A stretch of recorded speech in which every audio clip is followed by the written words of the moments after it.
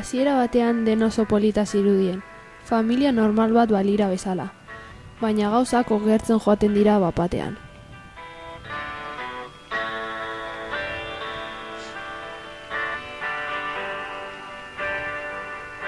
Mutila bere aitarekin azarratzen da bere blog preziatuan sartzagatik, eta 18 urte dituen arte, ez dio hitz egingo zin egin zuen.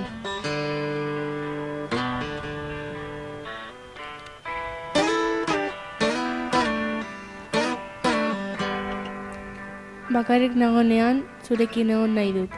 Zurekin nagoenean, bakarrik egon nahi dut. Zuen beharra dudala, nik aitortzen dut.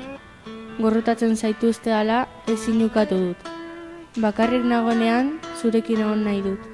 Zurekin nagoenean, bakarrik egon nahi dut.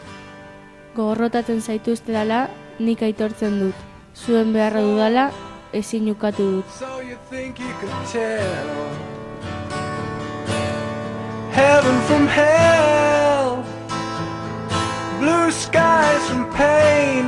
Mutila bakardadean bizi da. Anak bere lagun hobera beraren gana joaten da, zeren mutila bakarrik dago.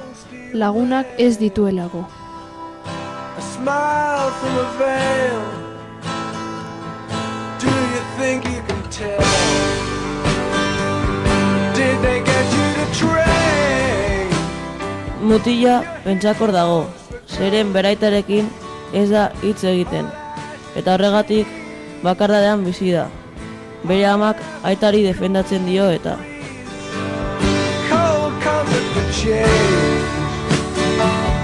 Did you exchange a walk-on part in the wall? Sare sozialak ez dira batez ere fidagarriak.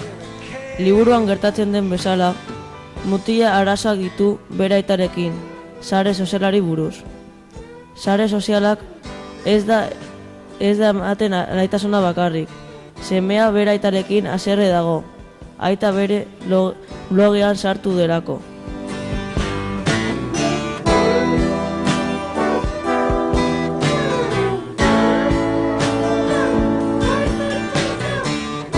Semea aitaren konfiantza galdu du, blogari buruz.